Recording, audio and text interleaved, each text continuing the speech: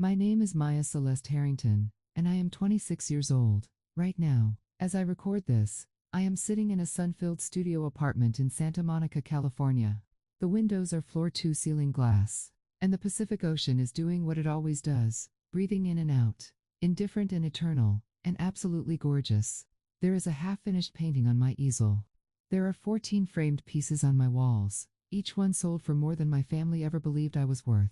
There is a mug of chamomile tea going cold on my desk because I keep forgetting to drink it, because I keep getting lost in the work, because for the first time in my life, the work is mine. Every brushstroke, every dollar, every morning dot, and there is a notification on my phone, unread, from a number I recognize but no longer answer, that says, simply, Maya, please, we need to talk. I haven't responded. I probably won't. Not because I am angry. Not anymore. Anger is loud, and what I feel now is something quieter and more permanent. What I feel now is free. But 2 years ago, I was 24 years old, standing in the doorway of my childhood bedroom in a house in suburban Ohio, watching my family pile suitcases into the back of a black SUV, headed for the airport. They were going to Hawaii for 10 days. My parents, my younger sister Brianna, and Brianna's boyfriend Tyler, whom my mother had already begun referring to as practically a son. There were lays, there was laughter. There was my mother's voice carrying through the warm July air as she called back to me, "The fridge is stocked. The dog needs walking twice a day. Brianna's plants need water on Tuesday and Friday. Don't let the mail pile up." And then the SUV doors closed, and then they drove away. And I stood in that doorway for a long time, holding a dog leash and a list of instructions, watching the taillights disappear around the corner. I didn't cry. I think I'd run out of tears for that particular wound years earlier. What I felt, standing there, was something colder and clearer. Something that felt, for the first time, like a decision. I went inside. I fed the dog. I walked the dog. I watered Brianna's plants, the ones she'd named, the ones she photographed for Instagram, the ones that were apparently worth staying home for. And then I sat down at my desk, opened my laptop, and began the most important 10 days of my life. But before I tell you everything, before I walk you through every moment that led to that doorway, and everything that came after it, I want to ask you something. If you are watching this right now, if something about this title made you click, if some part of you already knows what it feels like to be the one left holding the leash while everyone else gets the vacation, then you are in the right place. This channel exists for you. These stories exist for you. Please take a moment, right now, to like this video and subscribe to Calm Drama Stories. We don't do outrage here. We don't do screaming. What we do is sit together in the quiet and we tell the truth. And sometimes the truth is the most radical thing a person can offer. And I want to hear from you in the comments. Tell me, where are you watching from, and what time is it there? Are you in your car during a lunch break? Are you in bed at midnight, earbuds in, pretending to be asleep? Are you on a bus, or in a break room, or folding laundry in a house that doesn't quite feel like yours yet? I see you, wherever you are. Now let me tell you how I got here. Asterisk, I want to be precise about something before I begin, because I think precision matters when we talk about this kind of pain. I was not abused, not in the ways that leave visible marks. My parents fed me, they clothed me, they kept the heat on in winter, and paid for my school supplies, and showed up to exactly the events they were required to show up to. By every external measure, we were a normal, functional, middle-class family, in a beige house on a quiet street in Columbus, Ohio. What they did to me was subtler than abuse. And in some ways, I think the subtlety made it harder to name for a very long time. My mother's name is Diane. My father's name is Robert. They have been married for 31 years, and if you met them at a neighborhood barbecue, you would like them immediately. My mother brings the best potato salad. My father tells the kind of dad jokes that make everyone groan and then laugh anyway.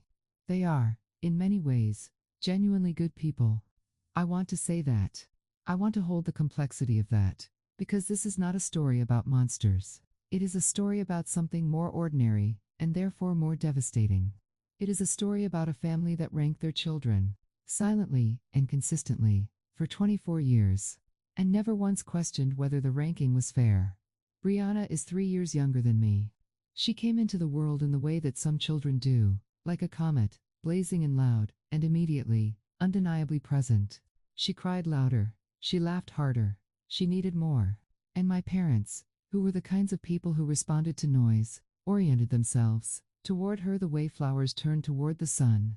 It wasn't intentional. It was gravitational. It was the slow, invisible physics of a family deciding, without deciding, that one child was the event, and one child was the background. I was the background.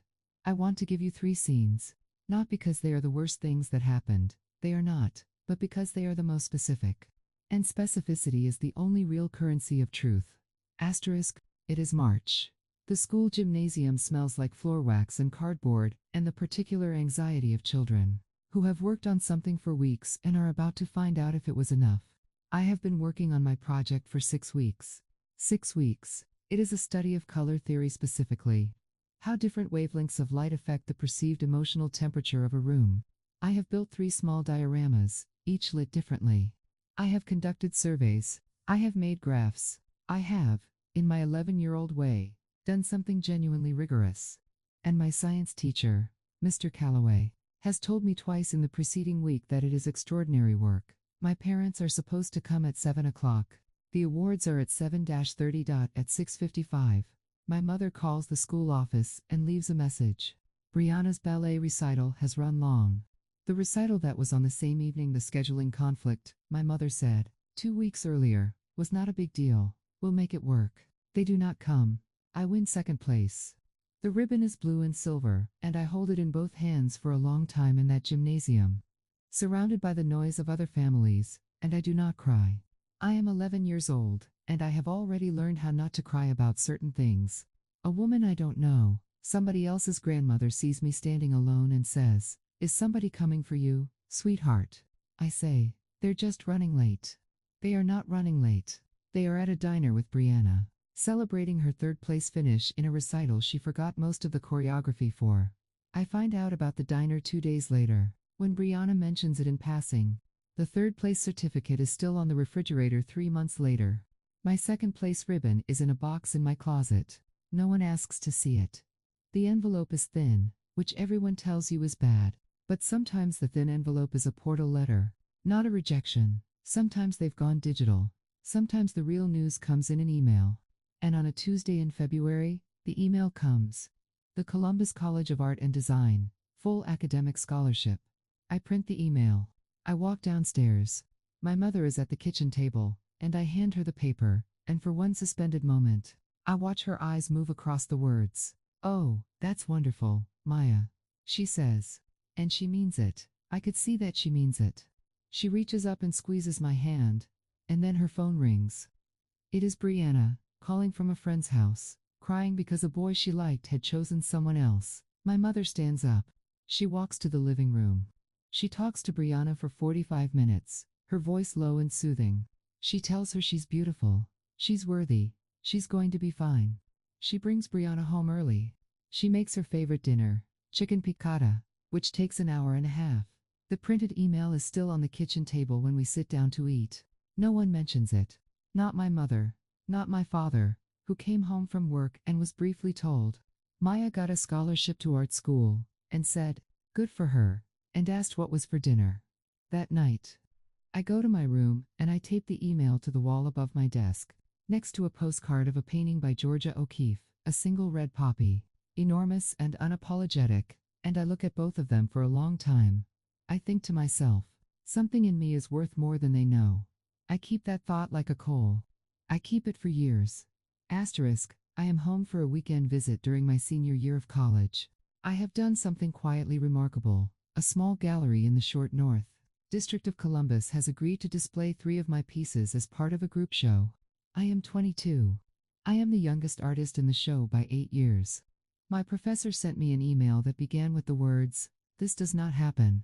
I tell my parents at dinner. My mother says, "A gallery. What does that mean, financially?" My father says, "Will there be a lot of people there?" Brianna, who is 19 and has recently decided she wants to be an influencer, says, "Can I come and post about it? I need content." I explain what the gallery showing means, that it is a credential, a beginning, a door opening. My mother says, "I just want to make sure you have a backup plan. Art is very unpredictable.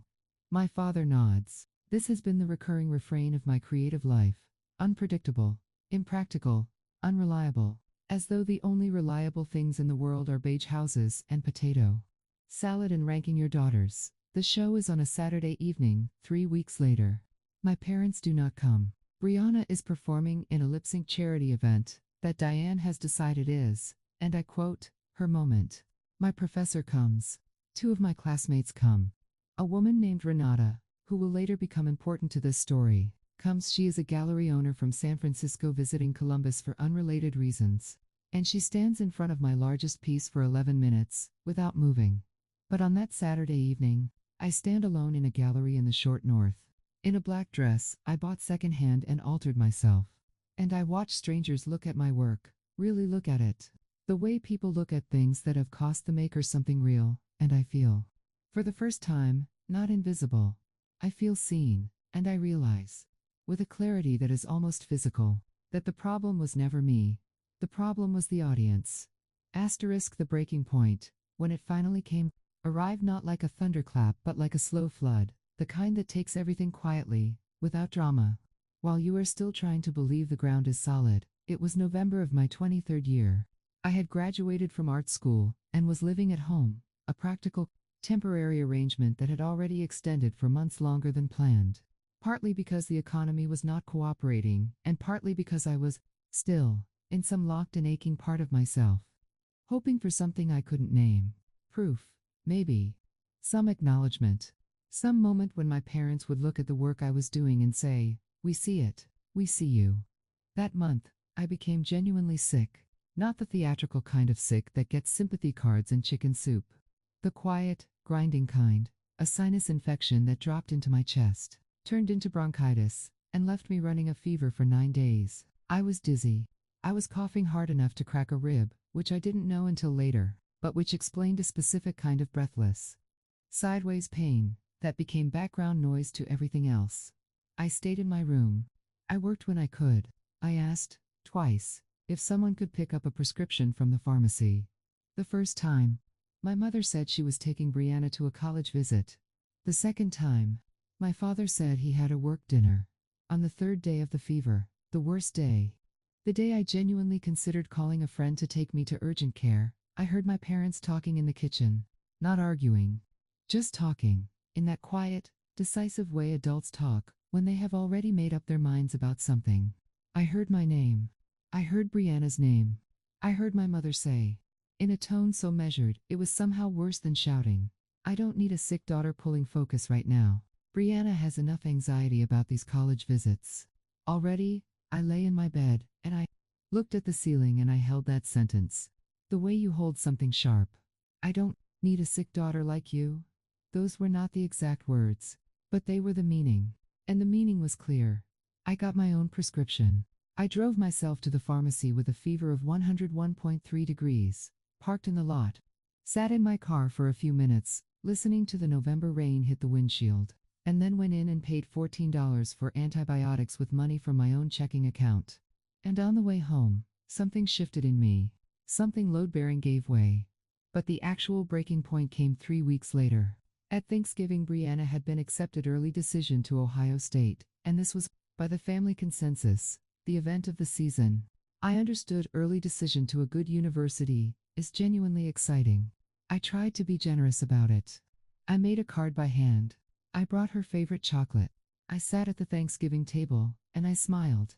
And then my aunt, my mother's older sister, Connie, who had driven from Cleveland with her husband and their 2 grown sons, asked me how my art was going. And I told her, simply and honestly, that I had sold 4 pieces in the past 2 months.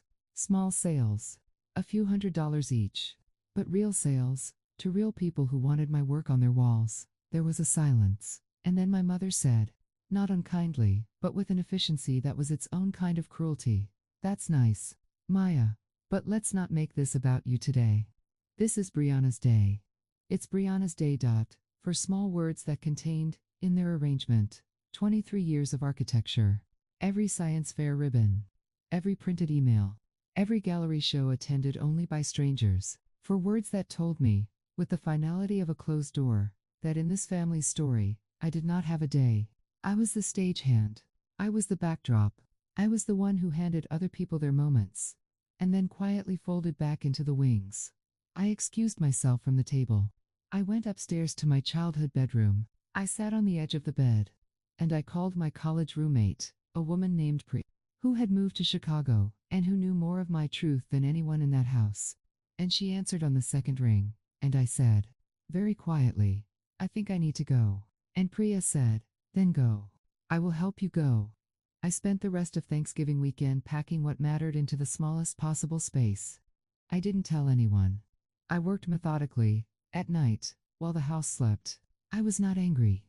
I was something colder and more purposeful. I was making a plan, and the plan began to crystallize fully when, that same weekend, I finally did something I had been afraid to do for years. I opened an Etsy shop. I photographed 23 pieces. I wrote descriptions for each one. I priced them fairly, not desperately. I uploaded them at 2 in the morning on the Saturday after Thanksgiving, sat back in my desk chair, and looked at what I had made, and then I waited for the family to go to Hawaii, because I already knew. I had known for weeks that I was not going to be there when they came back. I need to tell you about Renata Vasquez, because without Renata, the rest of this story does not exist in the form it takes. I met her, as I told you, at that gallery show in the short north when I was 22. She had stood in front of my largest piece, a 6-foot canvas I called Ohio. February for 11 minutes without moving. I knew it was 11 minutes because I had been watching her from across the room, not with the neediness of someone who wanted approval, but with the quiet alertness of an artist who recognizes when their work is doing what it was made to do. When she finally turned around, she looked directly at me with the particular confidence of someone who has been in rooms full of art for 30 years and knows immediately what is worth her time. She said, "Whose is this?" I said, "Mine." She said, "How old are you?" I said, 22. She was quiet for a moment. Then she said, "I have a gallery in San Francisco. I'm not offering you anything right now. I don't make offers to people I met 30 seconds ago. But I want you to email me. Will you email me?" I emailed her the next morning. We began a correspondence that lasted 2 years before it became anything actionable. 2 years of her responding to images of my work with 3 assessments that were the most useful feedback I had ever received. She did not soften her criticism. She did not flatter me. She said things like, "This one is technically strong, but emotionally closed. Open the door a little more, and it becomes remarkable. And you have a particular relationship with negative space that very few artists your age understand. Don't let anyone teach it out of you."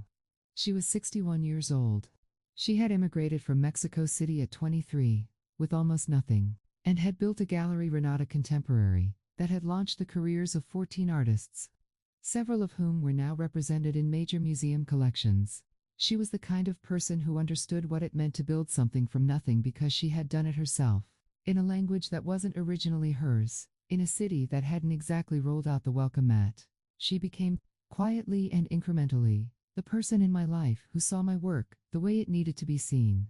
And in doing so, she became the person who saw me the way I needed to be seen. Not as Brianna's older sister, not as the practical one, the responsible one, the one who waters the plants. As an artist, as someone whose interior life had value, as someone worth investing in. But Renata was in San Francisco, and I was in Ohio. And between the November I decided to leave and the July when my family drove to the airport, there were 8 months of the quietest, most concentrated work of my life. I want to be honest about what that period looked like, because I think the grind gets romanticized in ways that aren't always useful. It did not look glamorous. It looked like this. I worked my day job, receptionist at a veterinary clinic, 7 to 3, and then I came home and I painted. Every evening, every weekend morning. I converted half of my bedroom into a studio by pushing the bed against the wall and covering the floor with canvas drop cloths.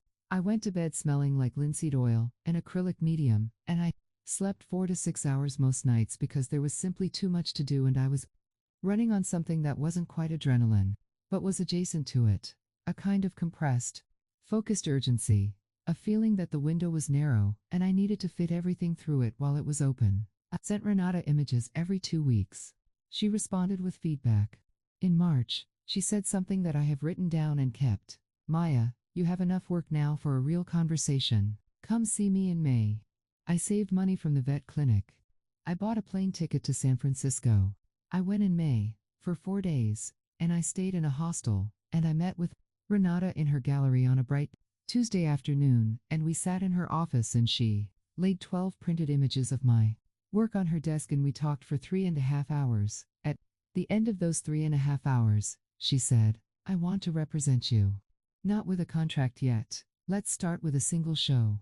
A 6-piece show, late fall. We will price them seriously. And if even 2 of them sell, you will have enough to make a real decision about your life. I flew back to Ohio. I cried on the plane, not from sadness, from something else. Something that felt like the first exhale after holding your breath for 23 years. I came home. I did not tell my family. I painted and then July came. And the suitcases appeared in the hallway. And the black SUV pulled up to the curb. I want to tell you about those 10 days, because they are the center of this whole story. The 10 days I was left behind.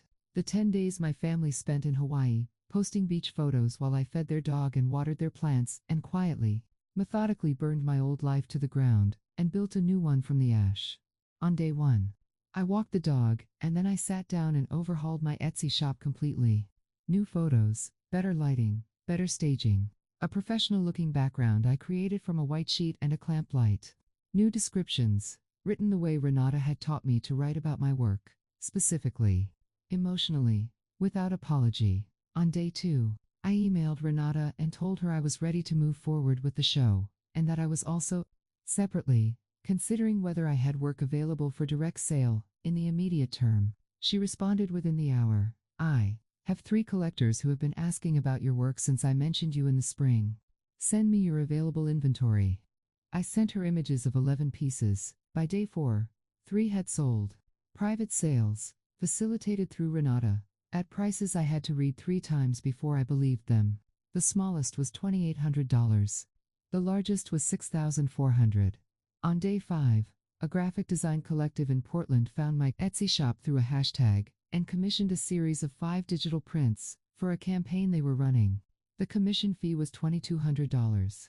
I sat at my desk on the evening of day 5, surrounded by dog and drop cloths, and the summer light coming through the window, and I opened a spreadsheet, and I added the numbers. $14,200. In 5 days, my hands were completely still on the keyboard. I remember that. The complete stillness, and then a long, slow breath, and then, not a shout. Not a celebration, just a quiet, private, deeply felt yes, asterisk, and this is the moment I want to pause and ask you something directly. Have you ever been the scapegoat? Have you ever been the one whose achievements were met with silence while someone else's ordinary Wednesday was treated like a national holiday? Have you ever worked in private for years, pouring everything you had into something you believed in, while the people who were supposed to see you looked straight through you? If you have, type enough in the comments. Just that one word. Because I think a lot of people watching this have been carrying something heavy for a long time. And sometimes just saying enough, even anonymously, even into a comment section, is the first honest sound a person can make. I have been there. And what I know now, from the other side of it, is that the work is the answer. Not the revenge, the work. The private, relentless, unglamorous, beautiful work of becoming who you already were, before anyone's limitations got in the way. On day 6, I started packing. Not frantically, methodically, the way I'd packed that November weekend, after Thanksgiving, with the focused calm of someone who has already made the decision, and is simply executing it now. I had been researching Santa Monica neighborhoods for months. I had a short-term rental lined up, a furnished studio, available August 1st, paid for with the first transfer from the Renata sales. I had a storage unit reserved for the paintings I couldn't take immediately. I packed my essential equipment, paints, brushes, a collapsible easel, 3 blank canvases rolled in their tubes. I packed my laptop, my hard drives, my reference books. I packed my clothes, far fewer than I'd once thought I needed. I left a note. I will tell you what it said, in full, when we get there. On day 7, I drove to the storage unit and made my first deposit. On day 8, I cleaned the house thoroughly, better than it needed to be, fed and walked the dog one last time, watered Brianna's plants, and took out the mail that had accumulated. On day 9, I sat in the quiet house for a few hours, and I painted, not for sale, Not for Renata, just for myself. A small painting of the backyard in the late afternoon light. The specific pale gold of Ohio summers. Something I wanted to keep as a record of having been there. On day 10, the day before my family was due to land, I loaded my car, drove to a friend's house in Columbus, and slept for 12 hours. The next morning, while my family's plane was somewhere over the Pacific, descending toward the Ohio mainland, I merged onto I-70 West and pointed the car toward a life I had built entirely by myself, with my own hands. In the 10 days no one was watching. I want to be transparent about the timeline here, because I think it matters for the story to be told precisely. I moved to Santa Monica on August 1st. I spent the first 2 months in that furnished studio, completing the 6 pieces for Renata's show and establishing the rhythms of my new life. The show opened in mid. 4 of the 6 pieces sold on opening night. A 5th sold the following week. Renata called me after the opening and said, in her direct, unhysterical way, "You belong here. We will talk about a formal arrangement in January." My family, in the meantime, had come home from Hawaii to an empty house, a note, and a dog who needed walking. I had called my mother from the road, from a gas station in Missouri. Actually, with a coffee in one hand and the humming flatness of the Great Plains stretching out on every side. I told her I had moved. I told her where. I told her I was safe, and that I had money and a place to live and work. I told her that I loved her, because I do, in the complicated, exhausted way you love people who have cost you a great deal. She cried. She asked how I could do this. She said Brianna was devastated. I noticed, and did not comment on, the fact that her first concern was Brianna's devastation rather than my well-being. I said, "Mom, I will talk to you when things have settled. I need some space to breathe right now." She said, "Don't punish us, Maya." I thought about that for a long time afterward. The framing of my departure, as punishment, as something I was doing to them rather than something I was doing for myself. The assumption that my life was something that happened in relation to their comfort. That my choices existed primarily as responses to their needs. Even in the moment of my leaving, I was being centered in their narrative rather than my own. I said, gently, "I'm not punishing anyone. I'm just leaving." And I hung up, and I got back in the car, and I drove the rest of the way to California without stopping except for gas and sleep. The silence lasted, in its most complete form, about 14 months. There were occasional texts, birthdays, holidays, the kind of dutiful digital contact that families maintain out of habit, rather than warmth. I responded briefly and kindly. I did not initiate. I was not cruel.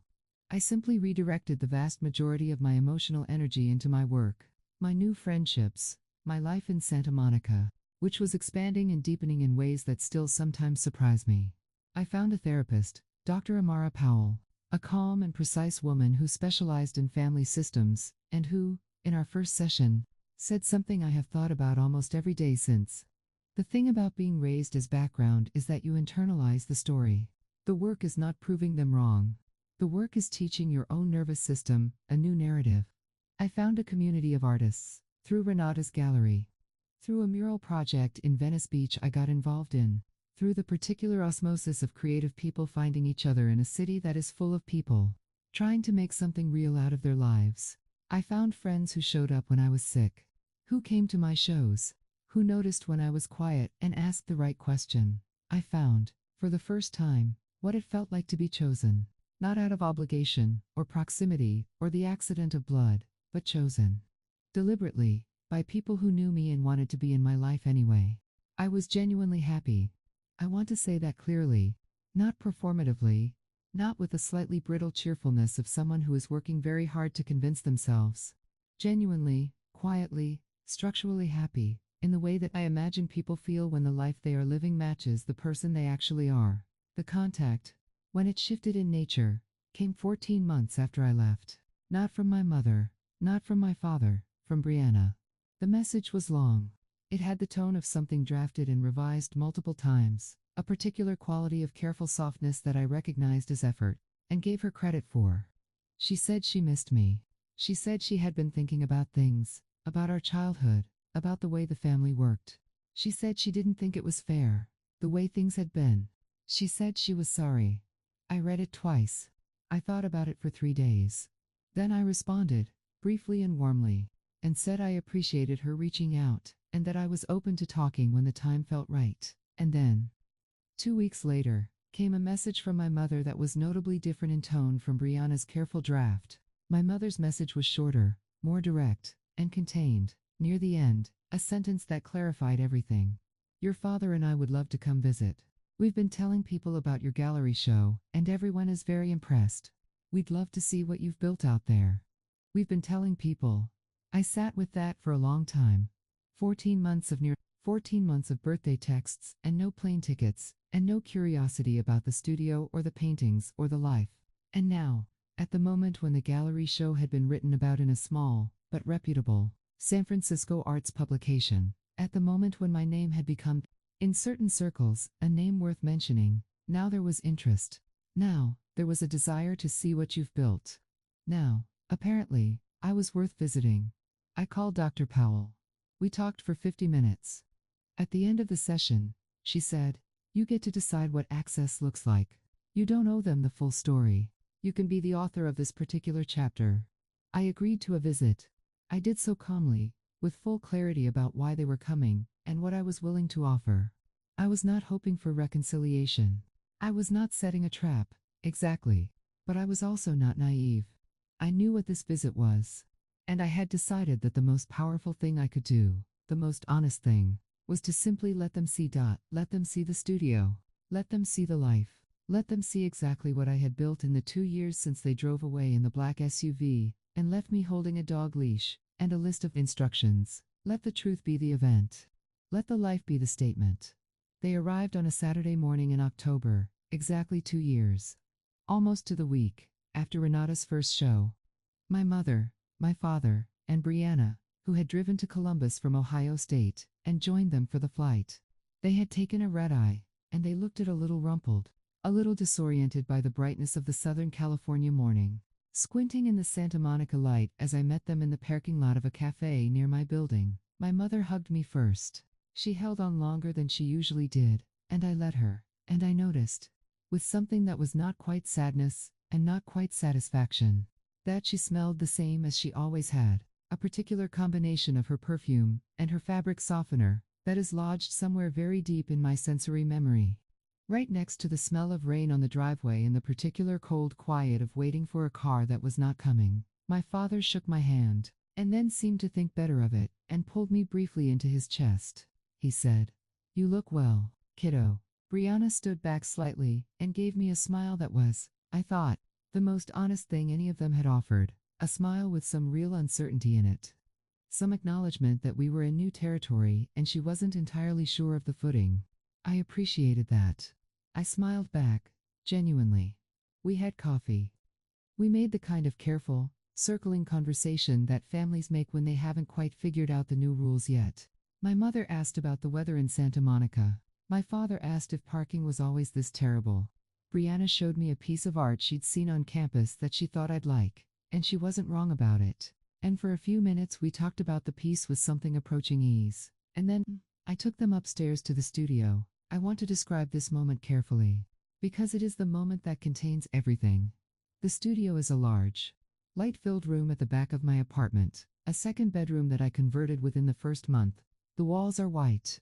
The north-facing window is enormous, and the light that comes through it is the specific, even shadowless light that painters have sought for centuries. The floor is wood, stained here and there, with the evidence of 2 years of work.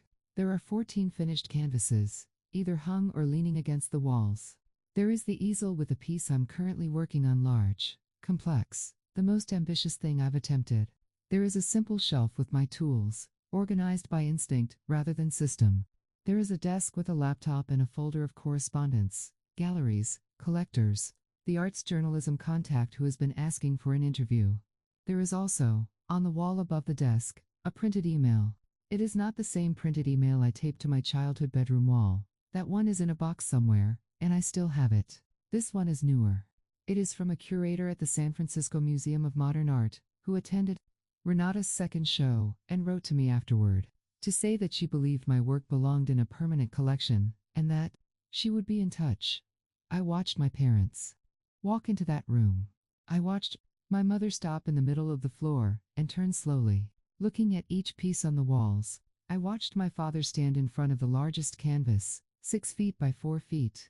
A painting called Wallpaper, which is, among other things, a painting about invisibility, and look at it for a long time without speaking. I watched Brianna stand near the window, in the particular light, and look at everything with an expression I could not quite read, but that seemed to contain some form of reckoning. My mother said, very quietly, Maya, these are extraordinary. My father turned around from the large canvas. His eyes were wet. I had never, in 26 years, seen my father with wet eyes. He said, when did you? How long have you been doing work like this? I said, simply, always. That one word landed in the room like a stone in still water. I watched the ripples move across my mother's face.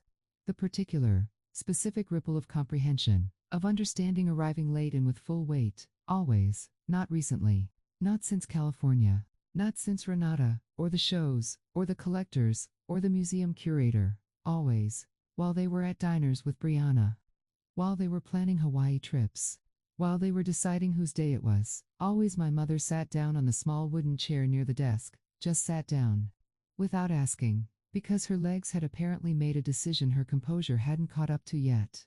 She put her hand over her mouth. She looked at the printed email above the desk. She read it. She looked at me. She said, we didn't know. And I said, not unkindly, not triumphantly, with the calm of someone who has had 2 years and a very good therapist to prepare for this moment. You didn't want to know. There's a difference. The conversation that followed was long and honest and, in places, very hard. My father said things he had perhaps needed to say for years, things about his own limitations, about having followed my mother's lead in ways he wasn't sure he was proud of, about not knowing how to respond to something he didn't understand. My mother cried, which I had expected, and apologized, which I had not entirely expected, but received with genuine openness. Brianna said something that surprised me the most. She said she had known, even as a child, that the dynamic was unfair. She said she had benefited from it, and hadn't spoken up, and she was sorry for both of those things. I listened to all of it. I did not perform forgiveness. I did not feel, because I have learned that performed forgiveness is a lie that benefits no one. But I also did not perform hardness. I did not feel, because the truth is that sitting in that room with my family, surrounded by the evidence of everything I had built from what they had underestimated, I felt something more complex than victory. I felt grief. Clean, real grief. For the years, for the science fair ribbon, for the cold telephone, for the girl who taped her own acceptance letter to her own wall, because no one else would celebrate it with her. Grief and something like mercy, not toward them, but toward her. Toward the version of me that waited and hoped, and kept the coal burning for all those years. She deserved better. She got it anyway. She built it herself. There was one more moment. A legal one. Because this story required it 2 months after the visit in December. At the advice of Dr. Powell, and with the assistance of a family attorney, I had consulted specifically for this purpose. I sent my parents a formal document. Not a lawsuit. Not a restraining order. Something quieter and more permanent. A written notice of my intention to operate as a fully legally and financially independent adult, with no shared property, no shared accounts, no formal, familial obligations. A document that made explicit what had, in practical terms, been true for 2 years, that I was responsible for my own life, in full, and that any future relationship between us would be voluntary, and based on the actual terms of how we treated each other rather than the assumed terms of blood. My attorney called it an independence declaration. It had no formal legal mechanism beyond its own clarity. But clarity, as I have learned, is its own kind of power. My mother called when she received it. She was quiet on the phone for a long moment. Then she said, "Is this the end?" I said, "It's only the end of the version where I don't have a choice. I'm still here. I'm still willing to talk. I'm just not available to be invisible anymore." She said, "Okay." It was the most honest syllable she had ever offered me. And I accepted it. It is a Tuesday in April, as I finish this recording. The Pacific is doing what it always does.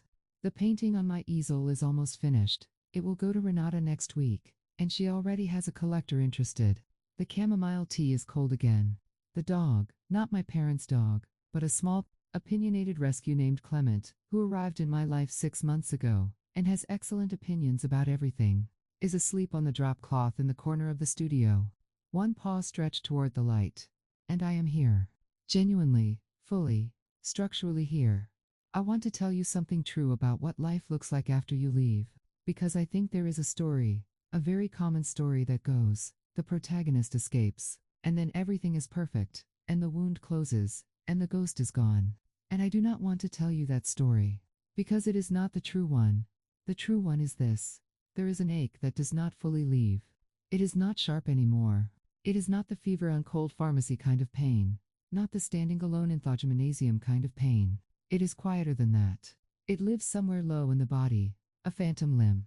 The ghost of the family you were supposed to have, the one in which your second place ribbon got to be on the refrigerator, and your scholarship email got to be called at dinner time in your gallery. Shows got attended by the people whose faces you wanted to see in the front row. That ghost is real. That ache is real.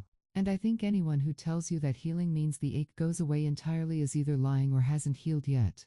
What healing actually looks like, from where I am standing right now, with the light on the water, and the paint on my hands, and Clement asleep on the drop cloth, is this. The ache is real, and the life is beautiful. Both of those things are true at the same time. The wound existed, and I built something extraordinary on top of it, not because of it, not as some triumph through trauma narrative, but despite it, and alongside it, and with full knowledge of what it cost me. I am still in contact with my family. It is different now, careful and real in a way that it never was before, precisely because it is no longer compulsory. When my mother calls, she asks about my work first. When my father visits, he has visited twice now, he sits in the studio and asks real questions, and listens to the real answers. Brianna and I text more than I ever expected. She is studying psychology. She recently told me, in a long and earnest message, that she thinks part of why she is studying psychology is because of me, because of watching, finally and retrospectively, what the family dynamic cost me, and wanting to understand it better. I don't know what my family will become. I hold it loosely. I have learned that relationships, like paintings, need room to breathe, space for the work to be imperfect and evolving, and not yet finished. What I know is that I am not waiting for them to see me anymore. The waiting is over. Not because they finally see me, though, in their ways, they are trying, but because I learned to see myself. To see the work clearly.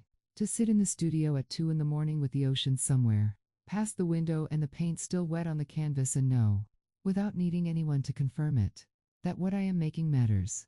That is the thing they couldn't give me, and it is also the thing they couldn't take. I want to leave you with something that has become the thing I return to most often, not a quote I read somewhere, not something a therapist said, though Dr. Powell has said many things I carry with me. This is something I arrived at myself, in the quiet, in the work. Setting a boundary isn't revenge. It's survival. It is the act of choosing yourself when no one else will, not out of arrogance, not out of anger, but out of the simple, radical, exhausted recognition that you are worth choosing. And I want to say something else directly to you, to whoever clicked on this title, because something in it named something true about your own life. You are not the background. You never were. The family that failed to see you was not the authority on your value. They were just the loudest audience in the room for the first chapter of your story. The story continues. You are still writing it. And the version of you that kept the coal burning, that kept working in private, that kept believing in something you couldn't fully name yet, that version of you was right. Build the life. Do the work. Water your own plants. And remember, success is not about proving anything to the people who doubted you. Success is what happens when you stop asking for their permission and start living as though you already have everything you need, because you do. You always did. Asterisk. If this story reached you, if something in it felt familiar, or gave you something to hold on to, please share it with someone who needs to hear it. Leave a comment below. Tell me where you are watching from and what time it is there. Tell me if you've reached your breaking point. Tell me what you're building. This channel exists for the invisible ones, for the science fair children, and the scholarship children, and the ones who watered everyone else's plants and never got to go anywhere. You deserve to be chosen first. Thank you for being here. I'll see you in the next story.